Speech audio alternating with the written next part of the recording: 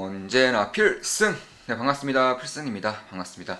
자, 이번에 분석해드릴 기업은 3일 CNS입니다. 일단 최근에 증시가 매우 지지부진하고 있습니다. 다만 그에 반해서 이 3일 CNS는 이 가격대를 잘 지키고 있어요. 특히나 최근에 거래량이라던가 이런 것들을 보면 수급이 어느 정도는 좀 들어오고 있는 모습을 볼 수가 있습니다. 사실 이 건설에 대해서는 아마 대부분의 분들은 이제는 아실 거예요. 올해부터 늦어도 내년부터는 대한민국의 건설 붐이 일어날 수밖에 없는 그런 환경이 하나 둘씩 마련되고 있다, 만들어지고 있다. 개인적으로는 그렇게 보고 있습니다. 그런 상황에서 결국에는 가장 먼저 들어가는 것들 중에 하나가 바로 PHC 파일이에요. 사실 시멘트라던가 PHC 파일은 건설에 착공에 들어가자마자 바로 필요한 기자재, 건자재이기 때문에 이런 것들에 대해서는 조금 더 좀 주목을 할 필요가 있다고 보고 있습니다. 그러니까 사이클대로 봤을 때에는 PHC 파일, 그리고 시멘트, 조금 더 나아가서 마감재라던가 아니면 건설 기업에 대한 그런 잔금을 받음으로써 실적이 확실하게 증가할 수 있는 그런 사이클상의 그런 시기가 각각 다르기 때문에 이런 것들을 좀 토대로 해서 참고로 해서 투자를 하신다면 조금 더 효율적인 저는 투자를 할 수 있을 것이라고 보고 있습니다.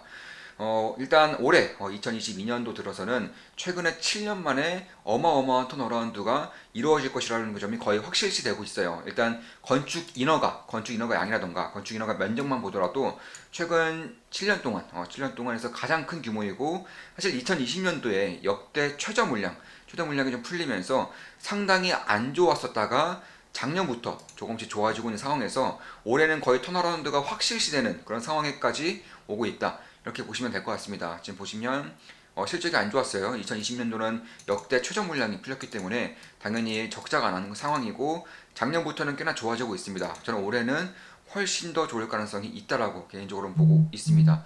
그런 것을 봤을 때에도 이 PH 파일에 대해서는 아마 아시는 분들은 아실 거예요. 저 같은 경우도 이 3일 CNS에 대해서는 몇 번 영상을 찍어드렸기 때문에 그때마다 좀 기본적 분석을 해드렸습니다.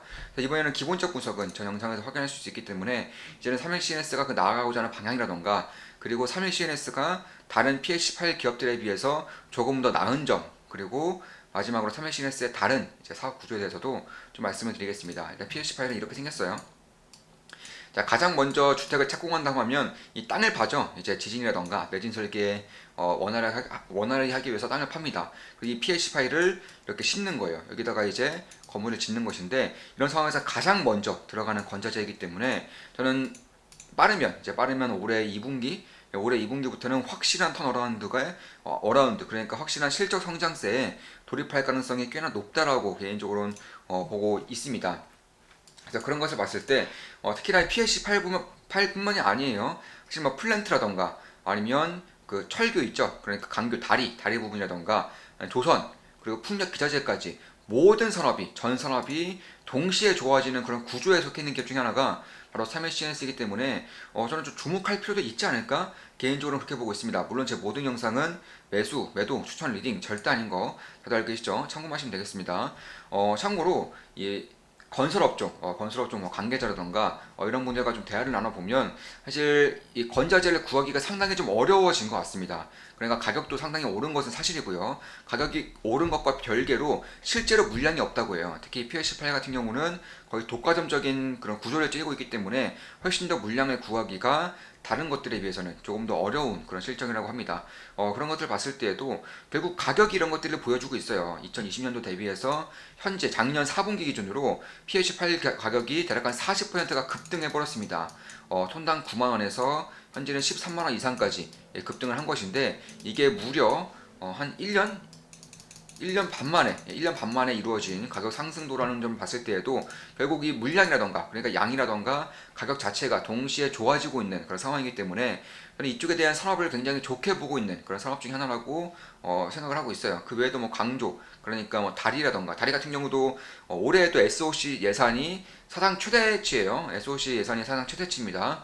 그런 것을 봤을 때도 인프라 투자가 매우 적극적으로 이뤄질 것은 불보듯 뻔한 상황이고 이런 그러니까 스틸 부분을 통해서 풍력 기자재도 현재 사업을 진행을 하고 있습니다. 실제로 전라도권에서는 이미 3일 CNS가 물량을 대고 있는 것도 맞고요. 자, 그런 것을 봤을 때에도 결국에는 이런 경영 효율화가 대주주가 바뀌면서 본격적으로 이루어지고 있다는 점, 무엇보다 산업에 대한 사이클이 다시금 굉장히 강하게 불 가능성이 높다는 점, 그런 것들을 봤을 때에도 결국 정부의 정책이 받쳐주는 이상은 지금보다 실적이 더 성장하지 않을 가능성이 별로 없지 않을까, 그렇게 보고 있는 겁니다. 특히 3LCNS는 이 수도권 쪽, 저는 수도권 쪽에 대한 건설 붐이 본격적으로 이루어질 것이라고 보고 있어요. 이 수도권 쪽에 3LCNS의 공장이 굉장히 많아요. 일단 본사는 당연히 서울이고요.